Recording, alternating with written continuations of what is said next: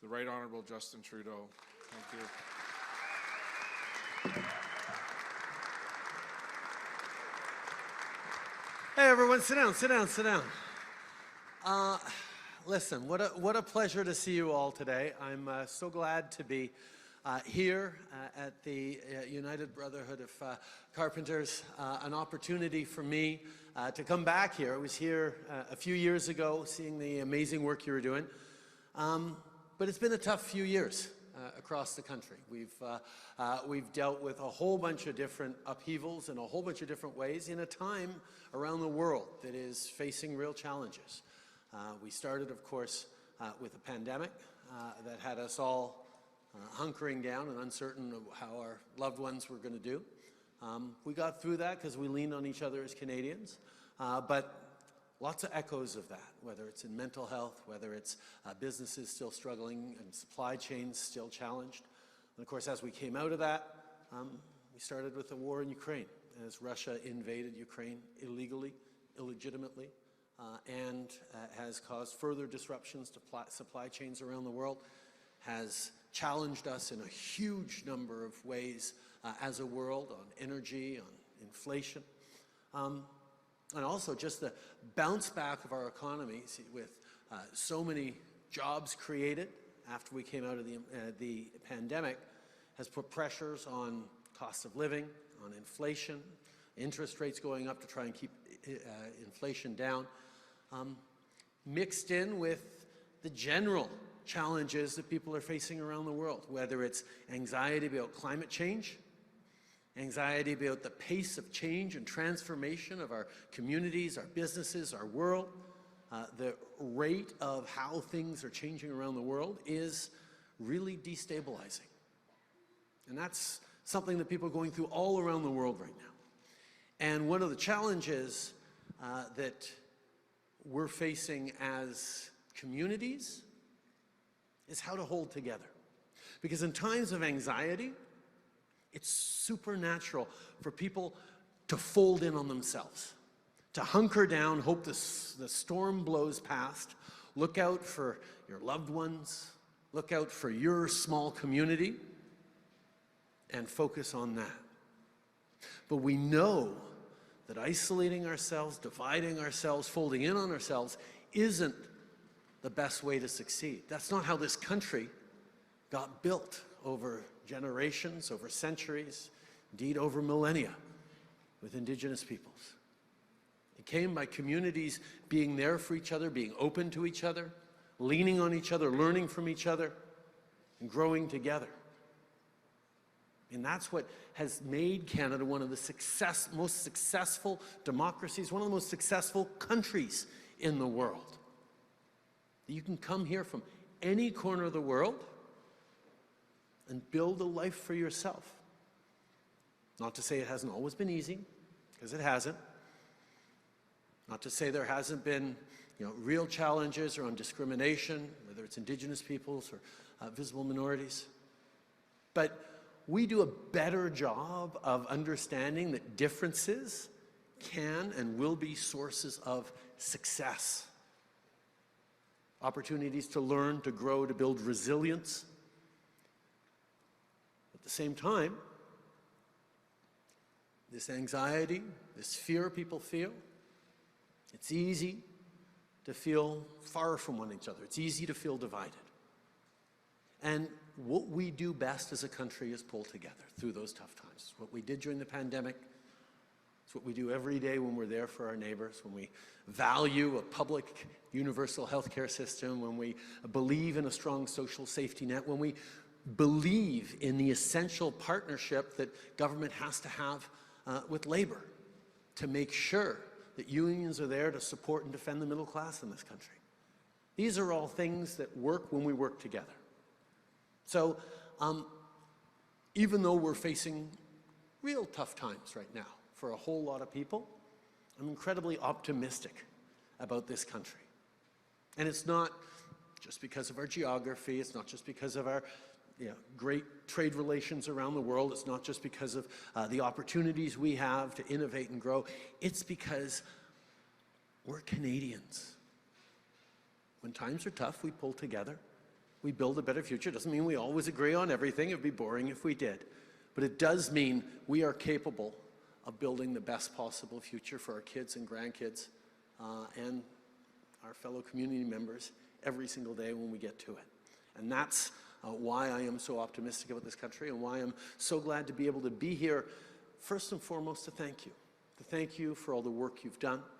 Thank you for all the work you continue to do building this country. We need more homes. We need more construction. We've got big projects as a country around infrastructure, around creating great, new, richer, deeper communities that are welcoming in people from around the world.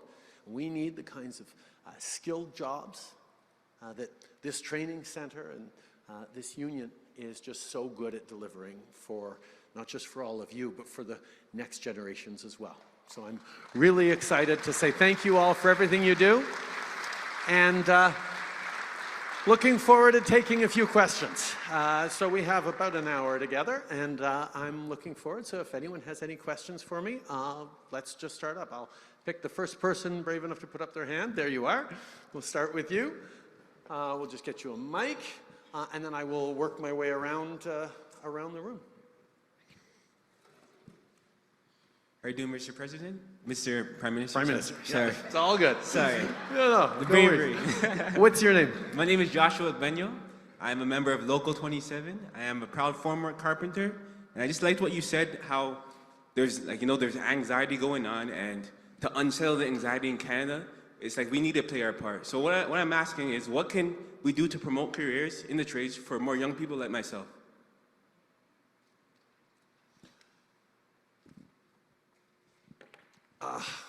It's a great question, Joshua. The reality is the nature of work and careers are changing. We're seeing so many jobs more precarious. We're seeing so many jobs more of a gig economy. We're seeing so much that is coming in where there's no pension, there's few benefits, there's real challenges in a job that is, you come out of university, you get a job, come out of school, you get a job, and you don't know whether it's going to take you to retirement. You don't know what kind of stability it has. Unless, of course, you get a good union job. You get a job in the trades.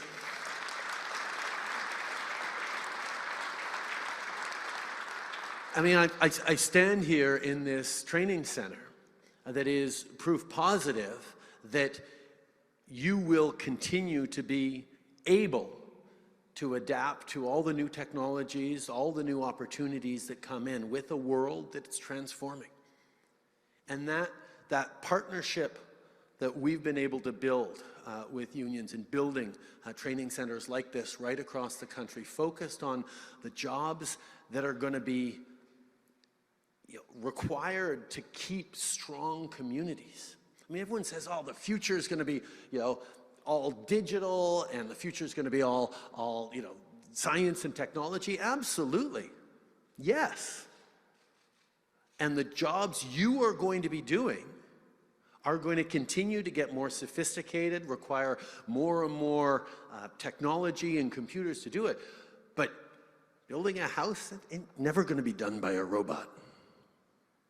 Right? The jobs, the skills you have are always going to be necessary. And, they can't be offshored. These are jobs that we're going to continue to need, particularly because Canada's population continues to grow.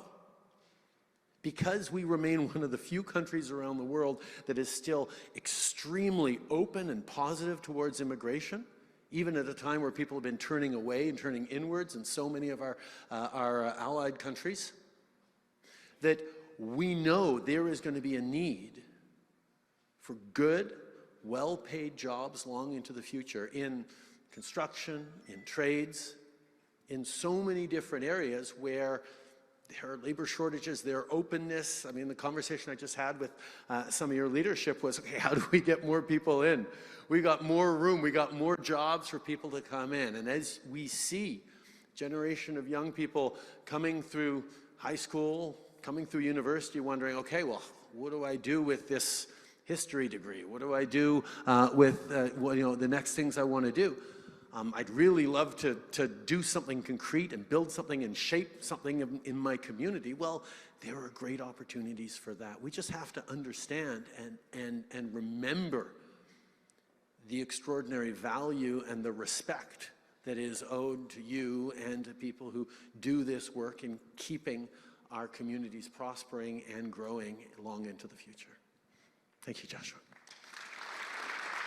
Another question? Yeah. No, there we go. Hi, my name is Kevin, right? So as this country expands and we're like being involved in building the homes, and that's like a physical, tough job that we do, and to be honest, like a lot of us won't make retirement, right? And what is like the potential for an incentive for people coming that, you know, we need more tradesmen, we need more bricklayers, we need more carpenters, we need more people building the homes for the people coming, and maybe potentially dropping our like retirement age so we can maybe enjoy a couple of years. Well, one of the things, I mean, there was a lot of things I disagreed with our previous Conservative government on, including, you know, 377 and 525 that some of you may remember was anti-union legislation they brought in. One of the things that didn't get noticed as much was they actually raised the age of retirement from 65 to 67. And I think that showed a fundamental misunderstanding of how hard a lot of Canadians work. That pushing off 2 years, not only did it just put more pressure on the provincial welfare systems, because you'd have more people being stuck on that for 2 more years, it was a way of shifting responsibility away, but it was also a fundamental disrespect for workers. So one of the first things we did was brought it back to 65, so there's at least that. But your question is a really good one, and we're seeing it in the construction industry. We're seeing a lot in healthcare as well, where the work is, you know, a lot of people getting burnt out, a lot of people looking at different careers, a career change after a certain point, going into business for themselves, or you know, taking something that's not as grueling on the body as what you guys do. Part of that is we need to make sure you're getting better working conditions. And I know your unions are there to make sure that working safe, working smart, making sure that you're using technology in a way that allows you to not, you know, work decades at the cost of your body. So whenever you do get to retire, you're able to enjoy that retirement, which is a big piece of it.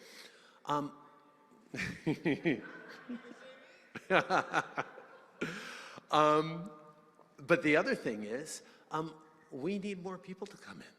I mean, one of the big questions that we get all the time is, you know, as our government is raising immigration levels to the highest levels they've ever been, in a few years we'll be bringing in 500,000 people a year. People are like, well, we already are facing challenges in housing.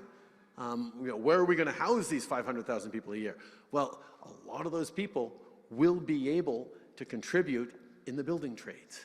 A lot of those people, particularly now that we are targeting, we've made changes in our immigration system that allow us to target more specifically areas where there are skill shortages or trades shortages. I was just talking about some of the training centers that you guys have in Portugal and other places that will allow people to get up to skills even before they come to Canada, so that they can hit the ground running, which is what we need as soon as they get here. So these are things we're looking on. We need to renew our population. We need to renew our workforce. Everywhere around the world, in developed countries, the population is aging.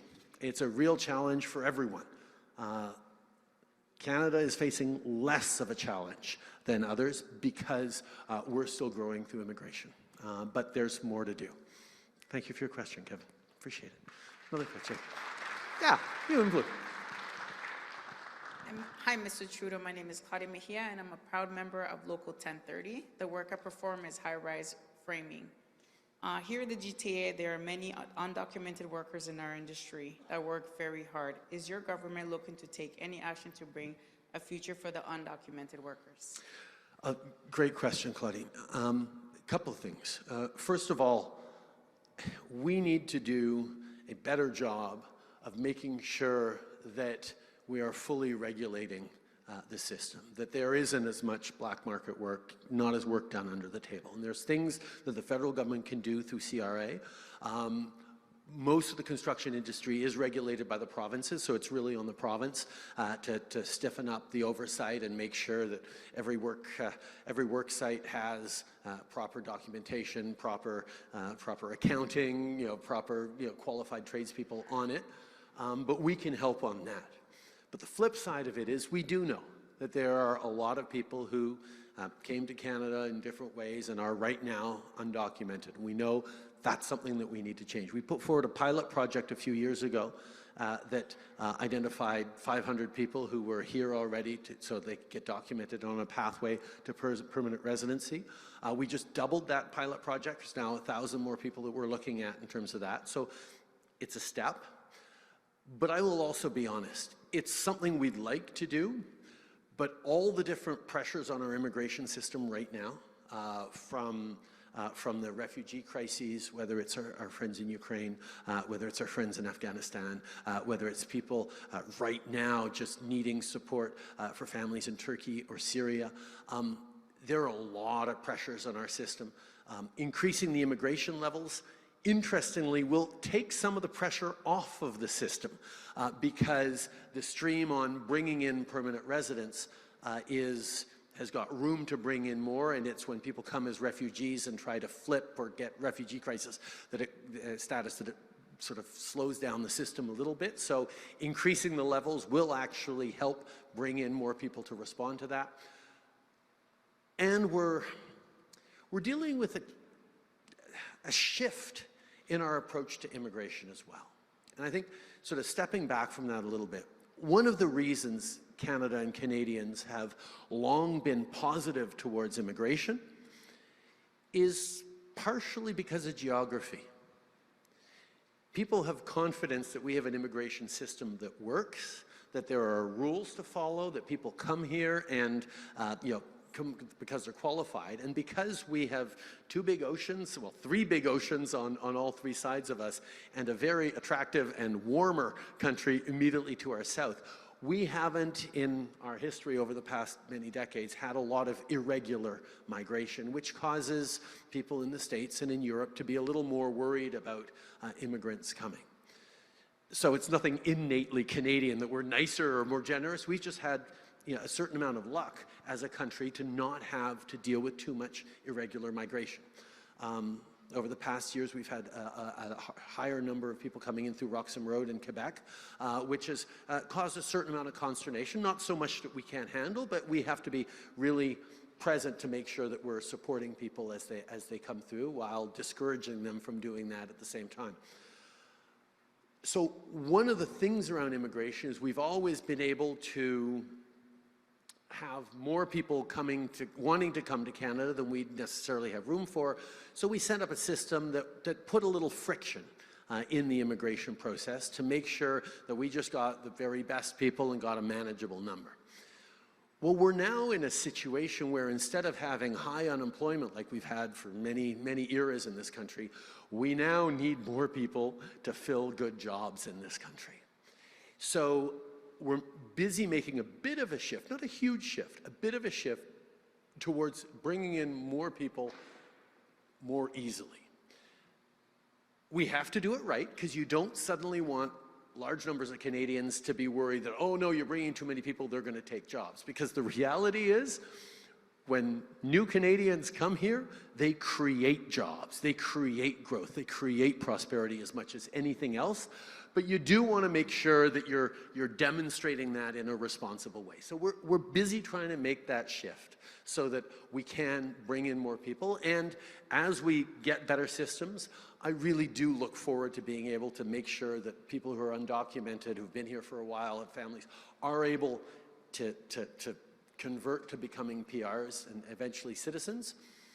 At the same time, we have to make sure that everybody knows that we have a system that's based on rules and enforces those rules, and people can't take shortcuts when other people have worked really hard and waited a long time to come here. So getting that balance right of being compassionate, of being there for our values, but also protecting the integrity of the system, because it's one of the things that gives Canadians confidence in being open to immigration, is all the various things we're trying to juggle. But I hear you on that, and we're working on it.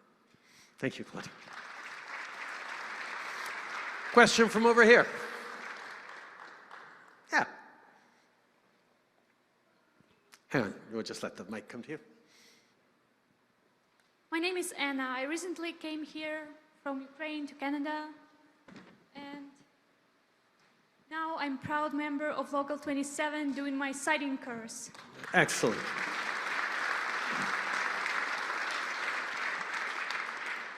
That said, my mind always brings my thoughts back home, where the war still rages and fight for freedom still continues. I'm grateful that I have a refuge in Canada, but would like to know how you see Canada supporting Ukraine and Ukrainians. Thank you. Oh, thank you. Thank you for your question, and thank you for your courage. I know it can't have been easy to leave your country in a difficult time, but I also know that Canadians are incredibly happy to be able to welcome you here. We're happy to be supporting Ukrainians, not just because of the challenges you're going through, but because there is such a deep connection between Canada and Ukraine that goes back well over 100 years. Ukrainian Canadians are an integrated part of our country, have been for many, many generations. And of everyone in the world, well, we know how surprised Putin was to see how strong, courageous, and tough Ukrainians are. But Canadians weren't surprised, because we've known Ukrainians a long time, and they have added so much to Canada as proud Canadians and proud Ukrainians. So it is absolutely normal for us that we would stand up alongside you in every way we can to push back against Putin's illegal and unconscionable invasion. It's about recognizing the territory, the sovereignty, the integrity of Ukraine. It's about defending the right of Ukrainians to choose what they want their future to be. I mean, it's something many of us can take for granted, living in democracies, that every few years we get to pick who leads our country, what direction we're going in. To have someone from outside, like Vladimir Putin, deciding that no, we're going to build the future for Ukraine instead, is unacceptable to us. And that means that as Ukrainians are right now fighting and dying for their territory, for their land, for their language, for their culture, for their identity, they're also at the same time standing up and fighting for the foundations of all of our democracies and all of our freedoms around the world. And that's why countries around the world are rallying to support Ukraine, because your fight is our fight as well. And we are lucky it's Ukrainians, because you are so incredibly heroic and courageous in that fight. But think about it for a second. If Putin were to succeed, which he won't, but if he were to succeed in winning, in erasing Ukraine, what message would that send to anyone else around the world who has a slightly bigger army than their neighbor? The 75 years of stability, of peace that we had since the end of World War II around the world, that led to an era of prosperity, of growth, of opportunity for so many of us around the world, that saw billions of people lifted out of poverty all around the world, would be once again put at risk if suddenly might becomes right once again. And that's part of why Canada is so unequivocal in standing up for Ukraine. Because international rules-based order, the UN Charter that says, no, no, no, you can't invade and decide to redraw lines on a map just because they speak a similar language or the same language as you, or because 300 years ago there was a Slavic empire that we're trying to recreate. That doesn't work. That doesn't work in our world right now. And if we don't stand up clearly and strongly against that, then we make everything more vulnerable for all of us. And that's why Canada is stepping up. And that's why, quite frankly, over the past few years, Canada was one of the handful of countries that stepped up to train the Ukrainian military. Since the invasion of Crimea, we have Operation Unifier, where Canadian trainers are over in Western Ukraine. And we've trained up about 35,000 Ukrainian soldiers that have led to, in part, some of their tremendous success on the battlefields against the Russians in facing horrific and terrible odds and prevailing. But we've been there as well for economic and financial support so they can keep the lights on and they can continue to pay their public servants and their soldiers. We've been there with humanitarian aid to help get grain out. We've been there with military aid to send sniper rifles and heavy armored vehicles and tanks and equipment that is needed to ensure that Putin does not win, and that anyone who looks at this moment in history says, yeah, that was a really bad idea. I'm not going to repeat that in my corner of the world. That's why Ukraine is so important and why we are so glad to stand with you and why we will continue to welcome in Ukrainians to contribute to be well through the war. But I'm hoping that at least some of you will, even if you become Canadians full-time, will also be part of the reconstruction of your beautiful country once it's done. I know one of the nice things about Canadians is you don't have to pick your identity, you can layer on your identities. You can be a proud Ukrainian and a proud Canadian at the same time. You can be a proud Canadian, a proud Italian, and a proud Jamaican, a proud whatever part of the world you're coming from. We realize that diversity and those different stories and those different experiences make our communities stronger and more resilient. And that's why, well, one of the many reasons we're so happy to have you. Thank you. Okay, question from over here. There you go. I'm going to just keep going around. We'll catch everyone. Hello, Mr. Trudeau. Hi there. My name is Mary. I am a proud member of Hope Local 2022 with the Carpenters of Ontario. I work in long-term care. I am a nurse, and I work through the pandemic. And there's been a crisis that we've learned since the pandemic.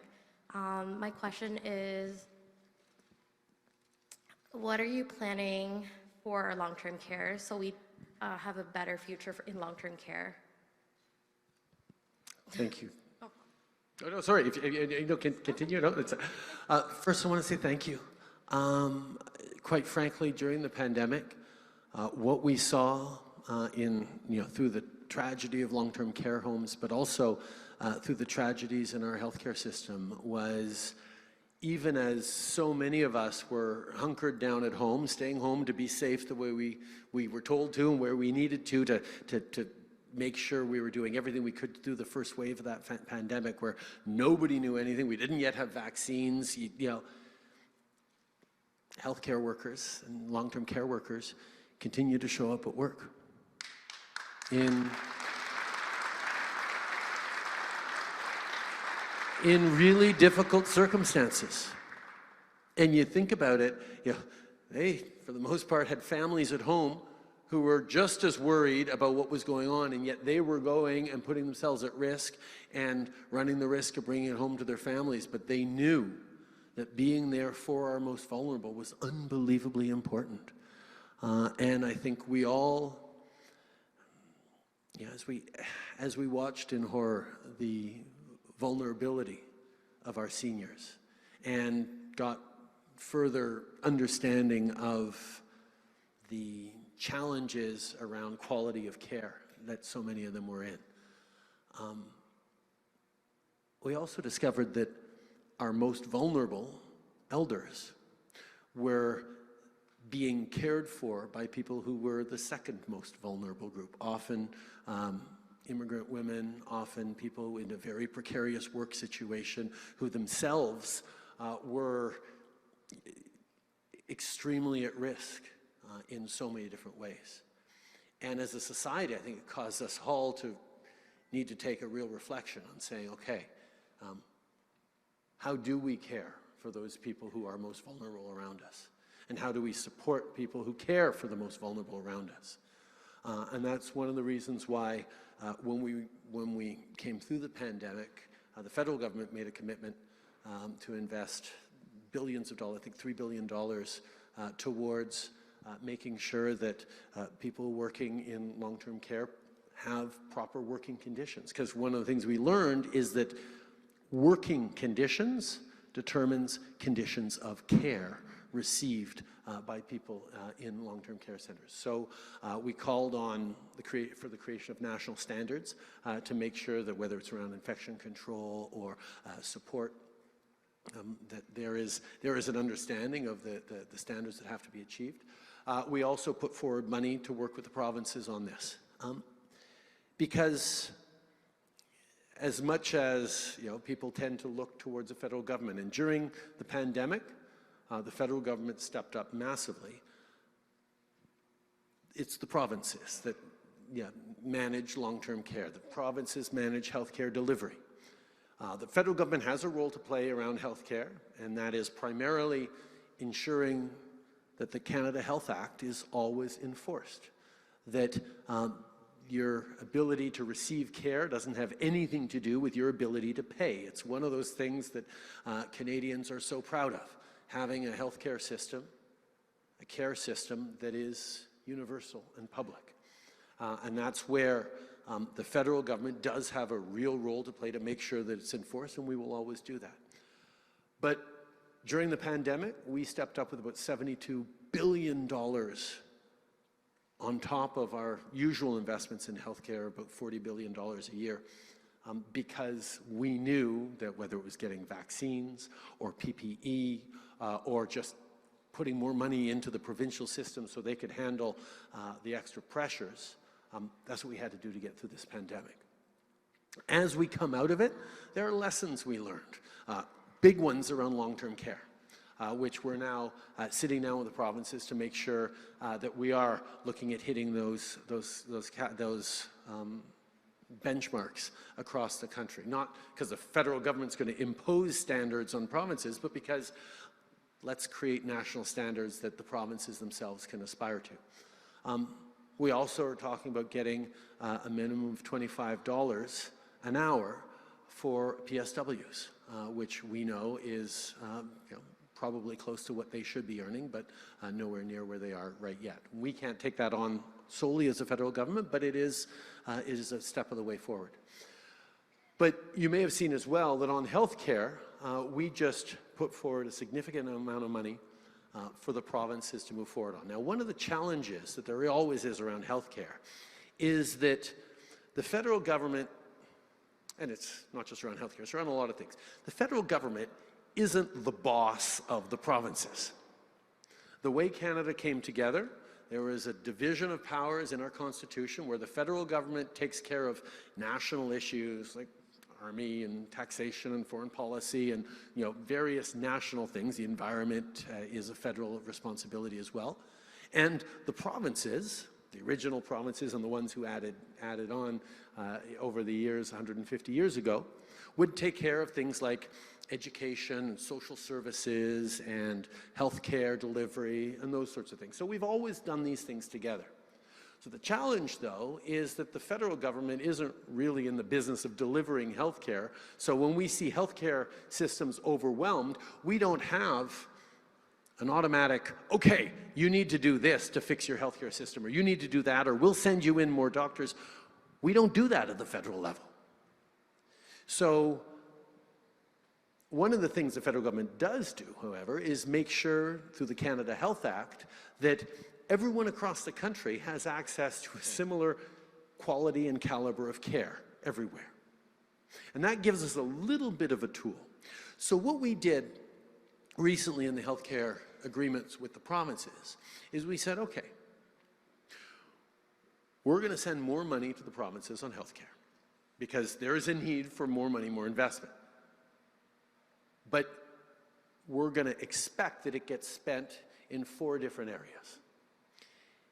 Areas that really matter, not just because they're priorities for Canadians, but they're the areas that if people get them right, the whole system gets better for everyone. First one is access to family doctors. How many people in here have a family doctor? Okay, that's not bad. How many people do not? Okay, your union's taking good care of folks. I approve of that.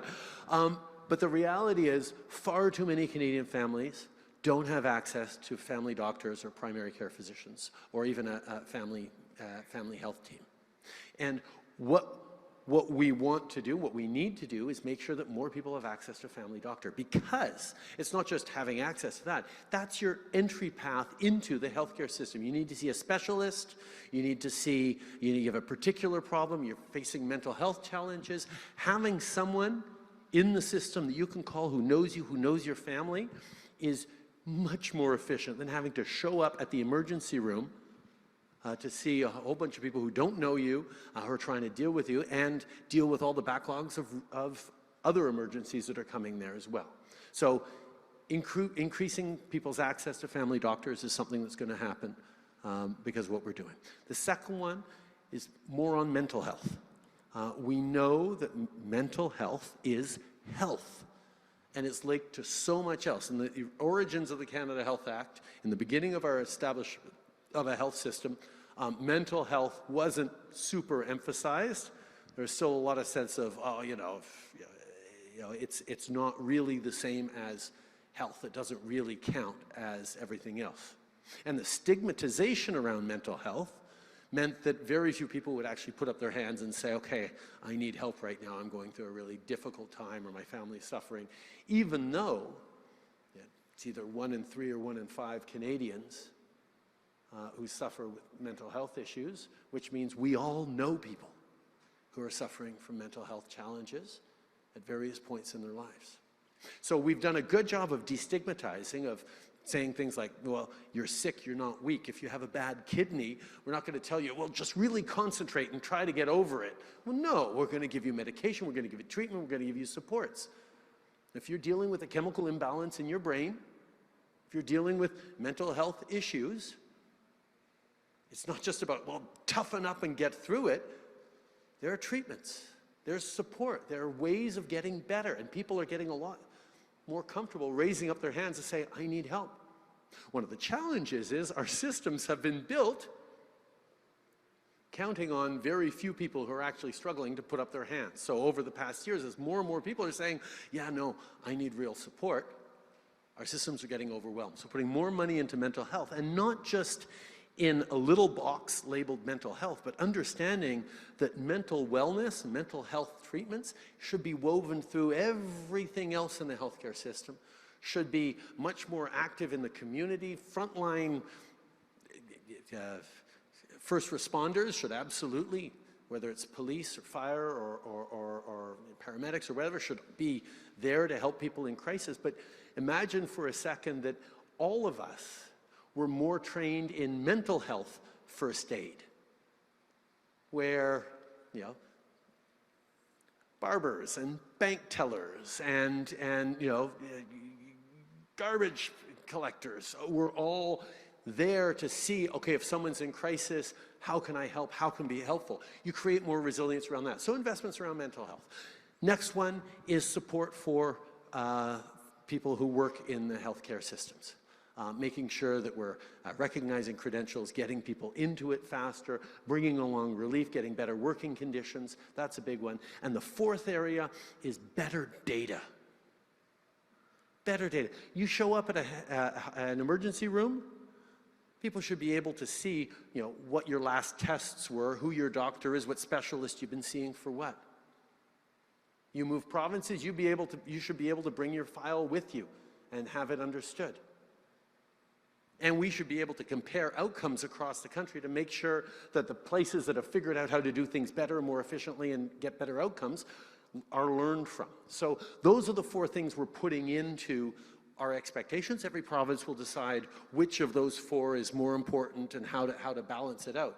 But these are things, particularly with the accountability, that are going to lead to, lead to better results on healthcare. And part of that is, to go back to your original question, how we ensure better long-term care standards and better support for people in long-term care, whether it's elders or vulnerable populations of various types. So thank you for your work, Mary. All right, question from the back there. Okay, no, we'll go to you.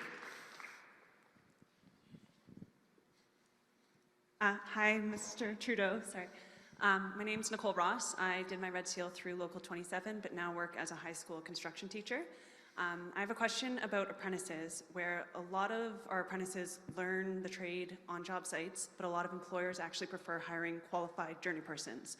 I was wondering if you have a plan or if you can think of a way to link federally funded construction projects with a mandate or a requirement to hire more apprentices. Yeah, that's a great question, Nicole.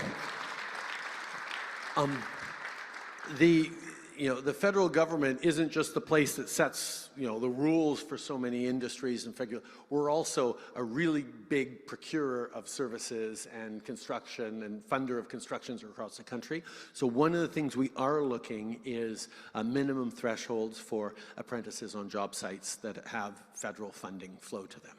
So that's one way of ensuring that you get apprentices in the mix to make sure that people are getting the skills. We're also moving forward on increasing the grants for apprenticeships so more people can afford to go in and get training in the trades. The idea of course, people want the top pros, but to go back to healthcare a bit, so often we show up, we're in teaching hospitals where you've got a med student along with a doctor, and they're gonna pull your blood and they're gonna do those things. We need to be training that next generation every step of the way.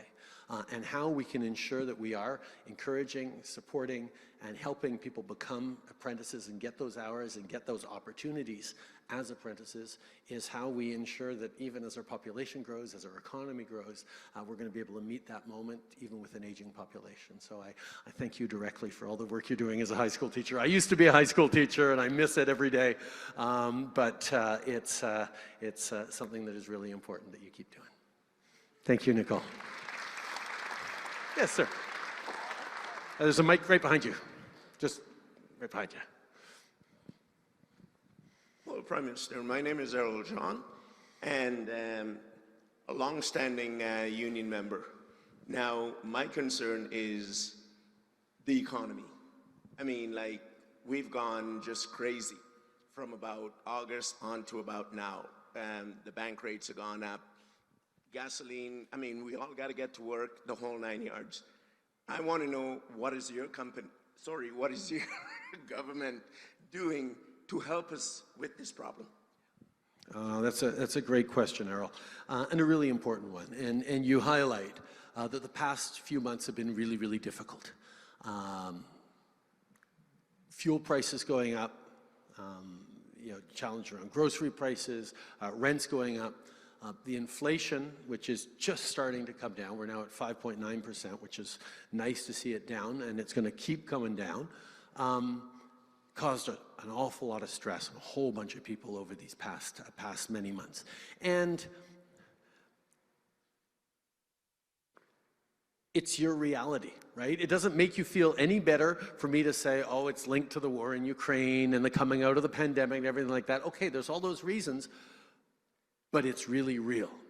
And it doesn't also help, Errol, for me to say, well, it's worse in the UK and it's worse in the US and it's worse over here. That doesn't help you pay your grocery bills here either. Right? These are tough times.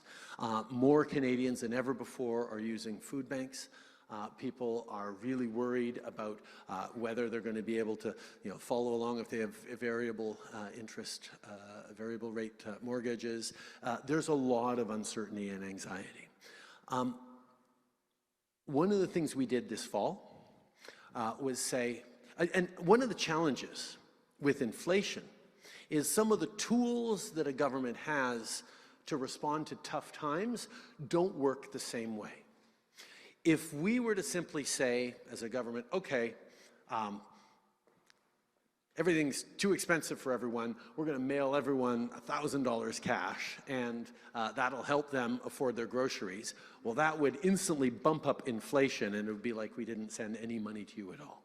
So we have to be very, very targeted in what we do to help people out. We did 3 things in the fall that were targeted towards the people who were suffering the most.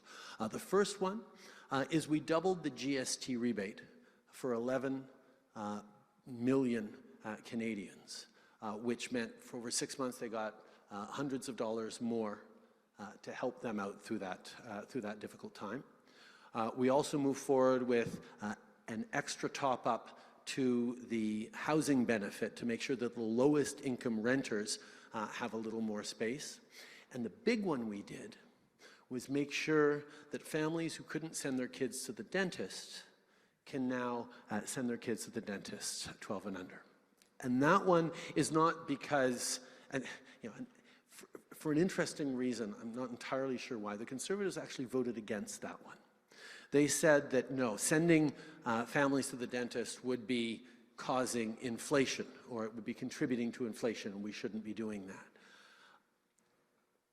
And I think for a lot of families whose kids don't have the means to pay, they're going to still send their kids to the dentist out of their own pocket and try and forego or squeeze ends in other ways. So this will relieve those families who do it, but it will also allow some families to send their kids to the dentist in other ways. Because we know, going back to healthcare, mouth health is health again. So we're doing that, and that's a way to target certain families that were most vulnerable. On top of that, things like the Canada Child Benefit, which has lifted hundreds of thousands of kids out of poverty, hundreds of dollars a month, tax-free, arriving in the bank accounts of families that need it, is indexed to inflation. So it has gone up to balance that a little bit. Further than that, just last year, we cut childcare fees in half across the country, and that was hundreds, even thousands of dollars of savings for a whole bunch of different families. And we had to do this, and we had to make sure we were doing it in really targeted ways that wouldn't cause the Bank of Canada to decide that it needed to raise interest rates any higher than necessary, because that's the tool that the Bank of Canada has that's independent from the government to quash inflation. It raises interest rates to try and slow down the economy that's running a little too hot, which is why there's inflation. Well, there's a few different ways to go at inflation. One, yes, the Bank of Canada has raised rates, and we had to make sure that we weren't going to push those rates any higher. But second, there's challenges around supply chains that are causing shortages that drive up prices on things. So we've been investing in infrastructure, including port infrastructure, that's going to flow things through. So our goal right now is to make sure we're supporting people directly who really need it, who are in precarious situations, and have the rest of us just continue to hang in there and be there for each other, because we're seeing inflation come down. As inflation comes down, interest rates are going to start coming down as well. And then we get to look at how's the Canadian economy doing in general, despite that. And this is not to say that people aren't facing really challenging times, but we have a higher employment level in Canada than we've had in generations, if ever. More people have jobs. And the big challenge around recessions or global slowdowns is people get fired. They lose their jobs, and then they risk losing their homes, and they risk massive disruptions.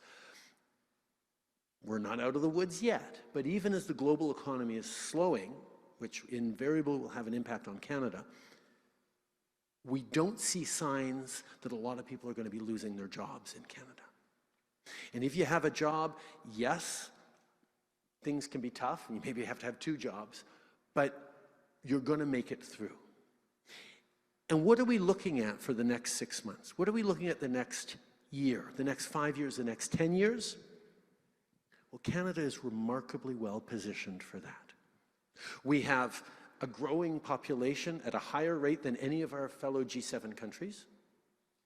We have natural resources. Right now, Europe is in real trouble because it was so reliant on Russia for cheap oil and gas that cutting off and not relying on Russia anymore has caused massive disruptions for them that they were able to get through, but it was really, really tough and a big contributor to inflation on that one. Canada has a incredibly well-educated population. We have the best educated working population of any country in the world, and that gives an opportunity for companies around the world to invest in, to come. And one of the reasons we're seeing the arrival of big manufacturing companies, whether it's in the auto sector, whether it's in batteries, in critical minerals, in steel, like these are things that people are realizing Canada is a stable and steady place to do business that has supply chains and resources in a really great way.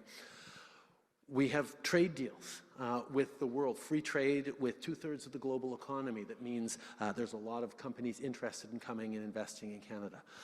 There are all these advantages that we have that the world is now looking to. We're leading the way on fighting climate change as well, even as we're continuing to be reliant on oil and gas, because the world's going to be reliant on oil and gas for many more years.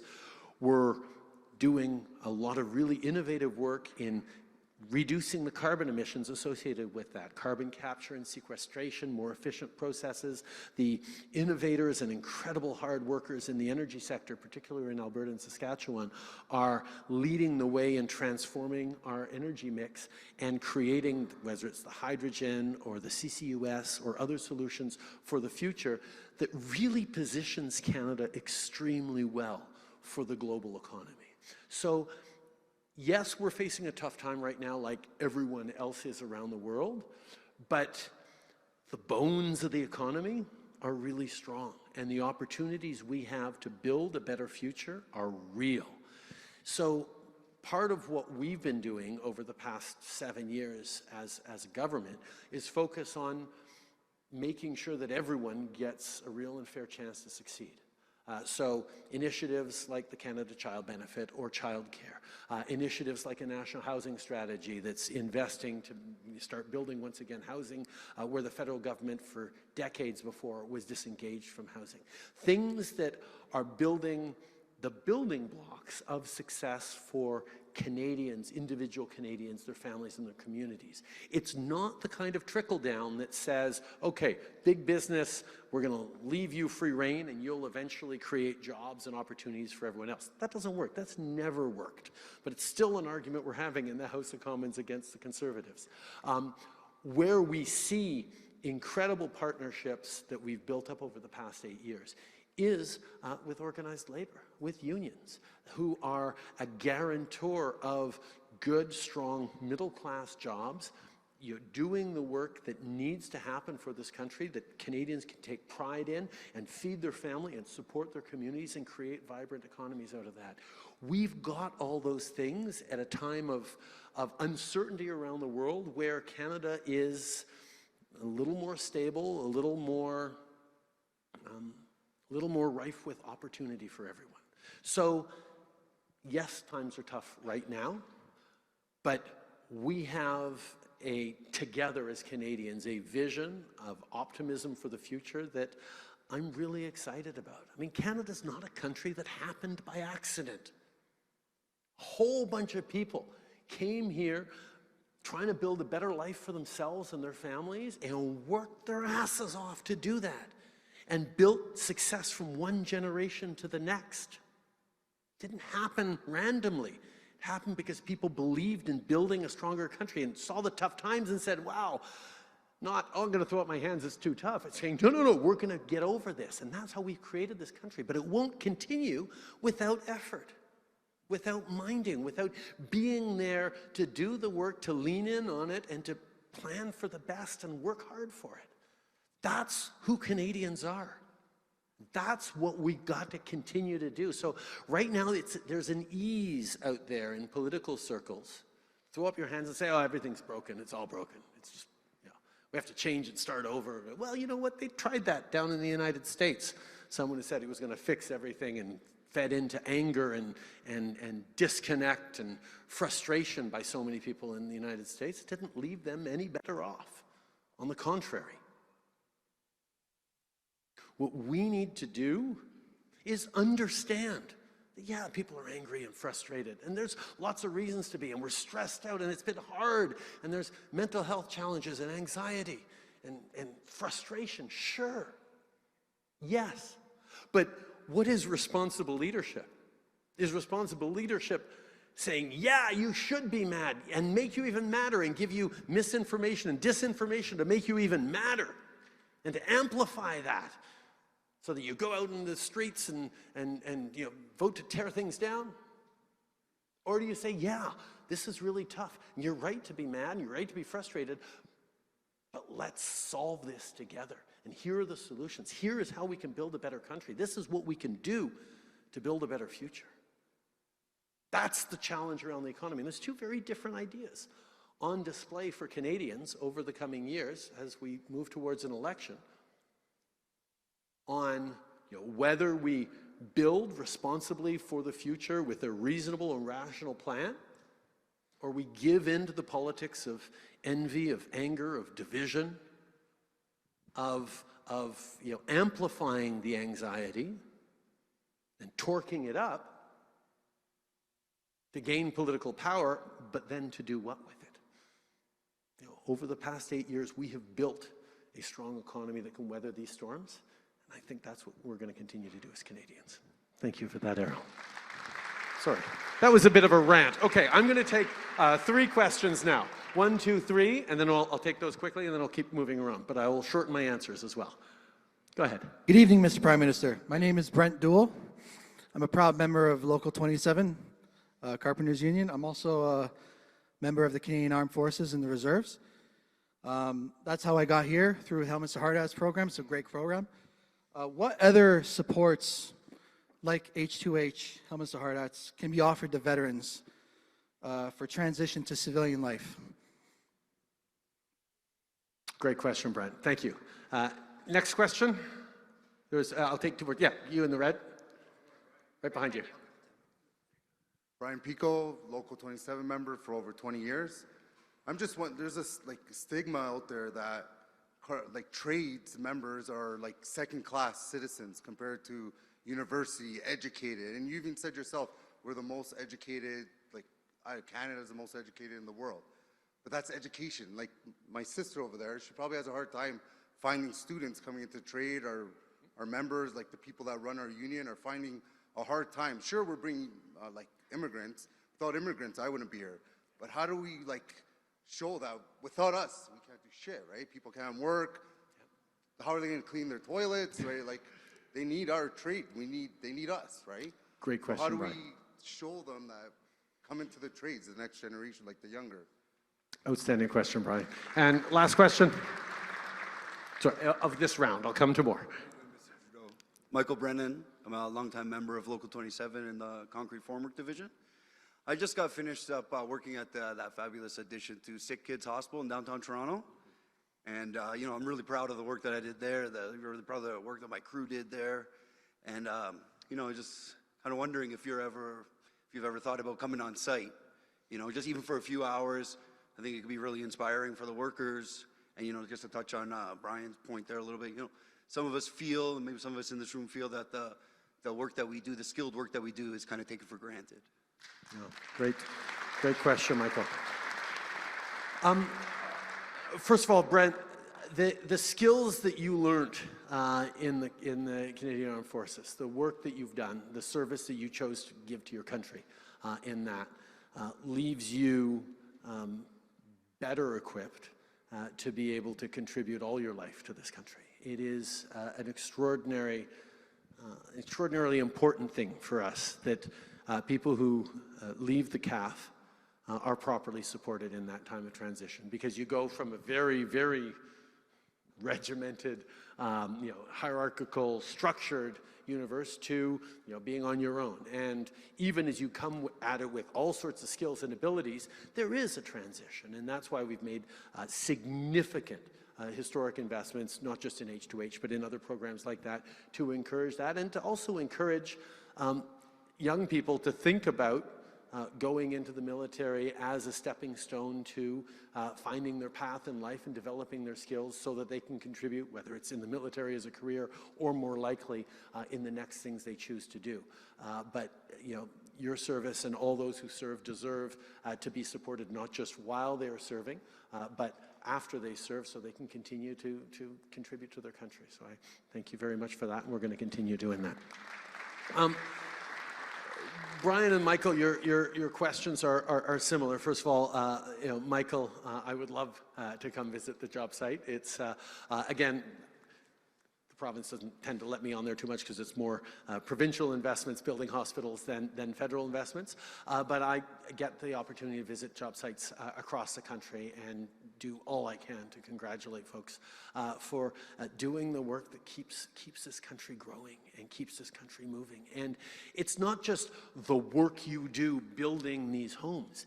It's the fact that you do this work and then you come home and you're part of a community and you're able to feed your family and support and take pride in that work and make sure that the neighborhoods and the communities that you're part of are prosperous, and you create a success for this country by these good jobs in the middle class that are the heart of the country. I mean, you cannot build an economy from the top down. You have to build it from the middle class outwards. And that's the promise that we made in 2015 to start investing in the middle class and people working hard to join it, that has actually been able to do two things. We've reduced child poverty and reduced poverty to a greater degree than just about any other time in this country, at the same time as we have created millions of jobs. We've done both of those things together, which in the minds of some is either one or the other. Well, you can either have a strong safety net or you can have a successful economy. You can't have both.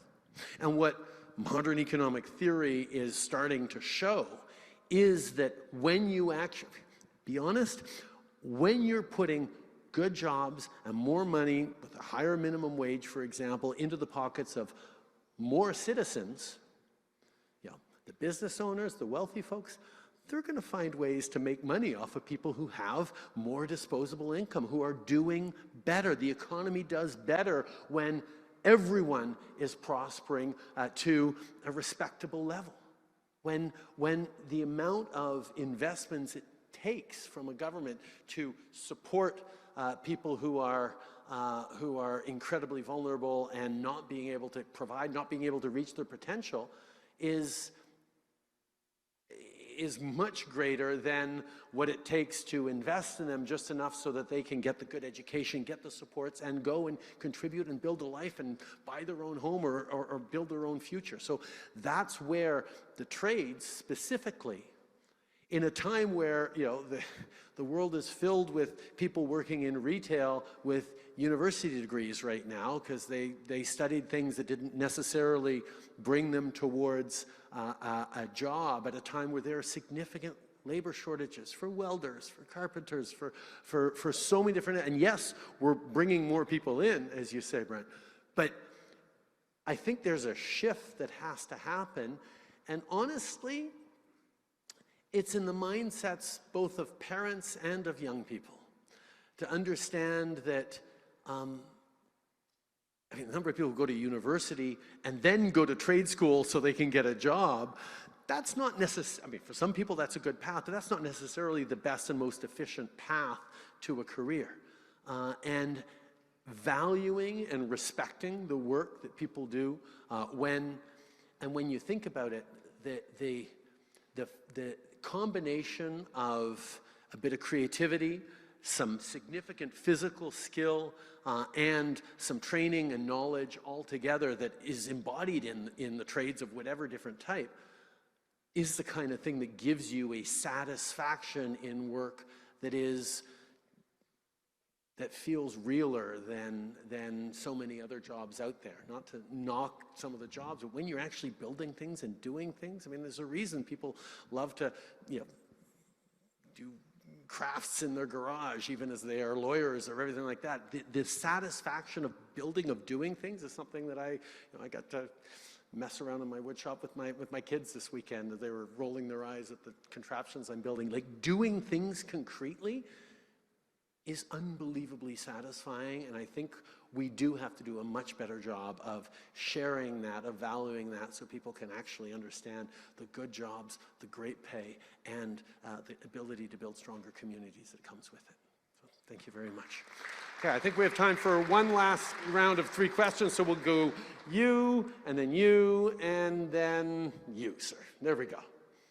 So, yes, black sweatshirt here first. No, sorry, you'll go right there. Yeah. Hi, my name is Brooke, and I am a carpenter at Local 27. I just had a question about grants for women, like apprentices, because you have a grant that is expiring in March, I believe, and I was wondering if you had any idea if you're going to continue that to help us be successful. Excellent question. Okay. Next. Bonsoir. Bonsoir. Je m'appelle Rokhaya Gay, on m'appelle Rock. Rock, excellent. Oui. Et je suis un membre fier de Local 27. So my name is Rokhaya Gay. People call me Rock. I'm a proud member of Local 27. So I'm a carpenter. Right now I do scaffolding, already done form work. So my question is, Mr. Trudeau, is one of the biggest barriers for women in the trade, it's like for joining the skilled trade really and getting a career into the skilled trade is really childcare. And I was one of them also where I had to make a decision between joining construction or taking care of them because of daycare opens at hours where our workers, we work on hours that are very unique, where it's not open yet. So do you have any solutions? Is the government planning to really invest in solutions in childcare for us so that more women will join the trade? Wonderful. Yes. The answer is yes, but I'll get to that in a second. And your question, sir. You know, we just, here we go. Thanks, Mr. Prime Minister. The fentanyl crisis. What's your name? Sorry. Philip Wiley, and I'm a member of Local 27. Thank you. The fentanyl crisis that's tearing across the nation. I was wondering if the success of the legalization of cannabis, does that set an example and a potential pathway to deal with this real crisis that's killing people, killing Canadians, and tearing apart families? And not just, you know, that tragedy, but the fact that a lot of hardworking, tax-paying, law-abiding Canadian citizens have to commit a criminal act to access these sorts of recreational substances. Thank you for your question, Phil. First of all, Brooke and Rock, we need more women in the trades. We have seen, I mean, as so many of the trades are less focused on brute strength of the way it used to. I mean, there's so much more technology, there's so much more supports. People of all sorts of different size and skills can develop extraordinarily successful careers in that, and that's a good thing. We're seeing the kinds of innovation, the kinds of culture in the community of workers change as more and more women are getting into it, and it's a good thing. We need more, and that's why we have set up apprenticeship programs, grants for women apprentices, and we plan on continuing them. I don't know all the details. I don't know if I'm making an announcement that we shouldn't be making it because we want to make it with bells and whistles in a few weeks, but I can tell you that the work we've done to make sure that we're getting more women in the trades is going to continue, partially because we need more people to get into the trades. We need more to do that, and getting good jobs for women, the same way we're trying to create more pathways for new Canadians, more pathways for Indigenous people to get into these jobs. because they are good jobs that sustain families and sustain communities. So yes, we're going to be doing more. I don't know exactly the programs we're unveiling, whether we're continuing that one or creating a new one, but yes, we will continue to do everything we can. A few years ago, I met Mandy Renahan for the first time. She's an inspirational trades leader who from the East Coast, who is incredibly passionate about getting more women into the trades, and she's done a really good job of challenging systems and unions to do a better job around recruitment, and hopefully that'll continue. Roch, quel magnifique français, quel plaisir de pouvoir parler ma langue ici avec vous, mais je vais répondre en anglais pour que tout le monde puisse me comprendre.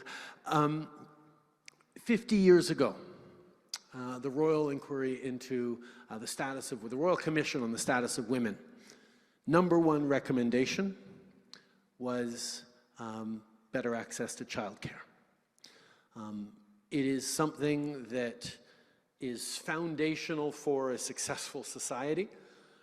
And as you say, far too many families are faced with the choice of okay, you either have one parent stay home with the kids while the other works, or both parents go to work and you pay for childcare. But if that second parent's job isn't going to cover the childcare bills, well, she, because it's usually she, has to put her career on hold and do the focus on the child rearing. There should be a choice. And that's why, and one of the things that actually came, there's few silver linings from the pandemic, but one of the things that I will accept as a silver lining of the pandemic is everyone suddenly, during those months of lockdown, understood how challenging it is to work when the kids are at home from school. And there was a window in which something we've been talking about for decades could actually happen. And the federal government stepped up and signed about $30 billion worth of deals with the provinces. So that last year, childcare fees were cut in half right across the country, which has saved hundreds and even thousands of dollars for many families with young kids. And they are on their way to getting to $10 a day childcare right across the country in the coming 2 or 3 years. And that's, you know, on a more political level, it's a perfect example of something that I feel we get as a political party that the Conservatives, for example, didn't. They voted against, they campaigned against our childcare deals, not understanding, well, because, you know, we don't believe in social programs is their excuse, or something along the lines. Well, affordable childcare isn't a social program. Partially a social program, but mostly it's an economic program. It's a growth program. It gives an opportunity for people to contribute and succeed and build futures for their family in extraordinary ways. So part of the deals around childcare, yes, was get it down to $10 a day within 5 years. Some provinces are already there, others are working hard on it. Cut it in half in that first year, which has made a big difference, especially in places like Ontario where childcare fees were so high, but also to add more spaces, because if you can't find a space at $10 a day, it doesn't matter, it's only $10 a day. So adding more space is a big piece of it, but also making sure we're paying early childhood educators on a competitive pay scale so that you can get not just $10 a day childcare, not just more spaces for childcare, but also quality childcare. There's other elements we put into those childcare deals as well, making sure that there's cultural sensitivity, the room for Indigenous communities to have access to childcare, making sure that your children can find childcare spaces in French, even here in the GTA, making sure that official languages are covered in childcare, but also before and after school childcare. I was talking with a bunch of nurses the other day who were saying that, yeah, we work the night shift. How do we get childcare for our kids? You know, as we're stuck in an overnight shift. Like, what do we do? And these are things that we put in there, that we're working on. They're needing to be worked on, but they are a priority that we're going with. And finally, Phil, thank you for your question. First of all, the opioid epidemic is something that has devastated communities right across the country. Very few families haven't been touched directly or indirectly from the challenges, and it's not about inner city drug users, although yes, they are affected by it. It's about suburban families. It's about someone who has a bad back who, gets a prescription and gets hooked on them, and then has to, as you say, find different sources for their pain meds.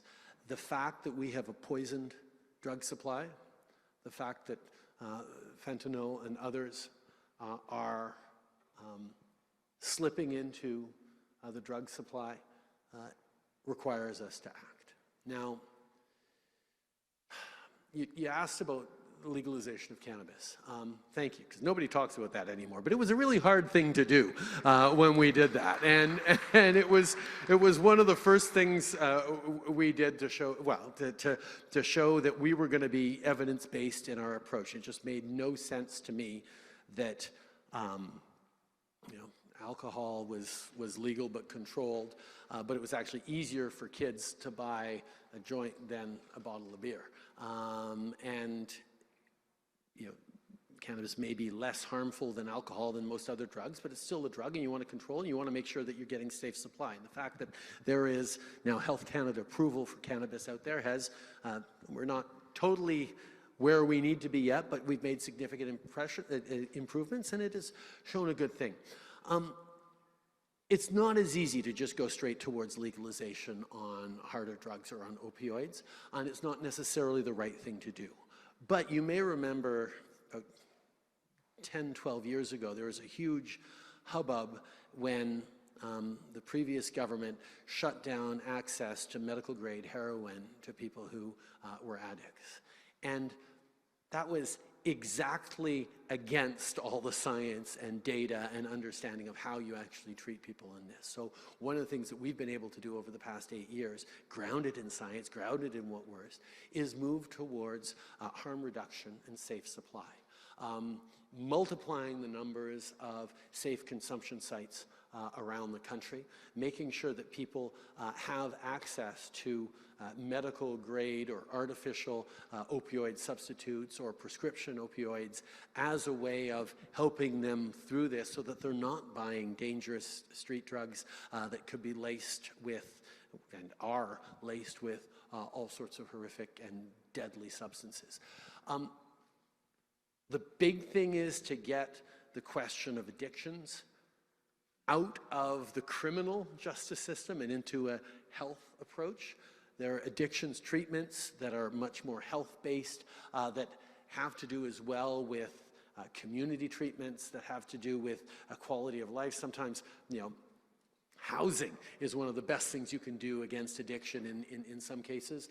But making sure we're treating it as a medical situation is really important.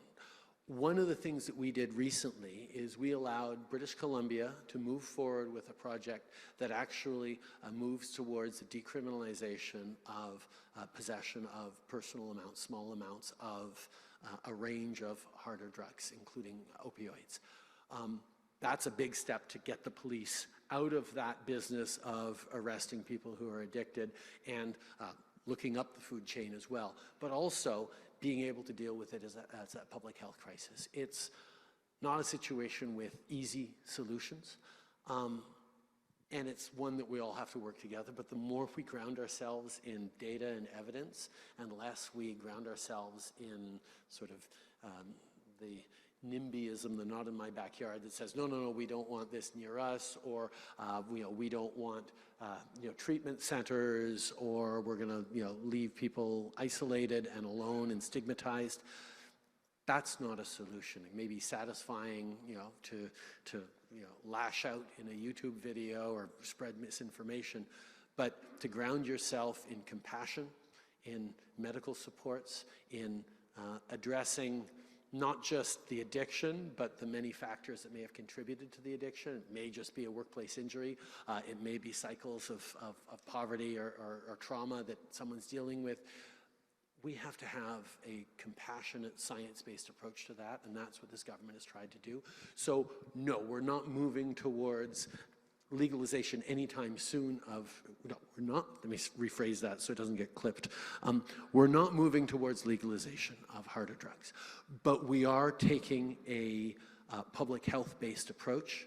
We are taking a science-based approach. We have moved forward with decriminalization into jurisdiction that said, we're ready for it, we're having the supports, we have the approach to do it right in BC. And we're all eager to see how it works and how it can be improved and how it can be brought elsewhere around the country to save more lives.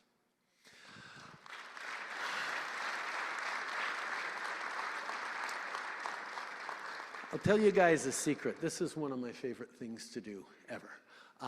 The opportunity to actually hear from you what you're thinking, and talk about what we're doing in long sentences, not sound bites or bumper stickers, to be able to engage. This is what was hardest for me about the pandemic, about everything we've had to do by Zoom, everything that we've had to do distance from each other, being able to come back and engage and listen and hear you directly and answer a few of your questions and hopefully set you thinking on the things you can do to continue to contribute to your community, to your country, to the greatest democracy on earth, in my opinion, is really appreciated. And I thank you. I know you all chose to come here on an evening where you could have been with family, you could have been elsewhere. To come out for an opportunity to exchange like this is something that I really, really value, and I thank you deeply for being here tonight. Merci beaucoup, mes chers amis.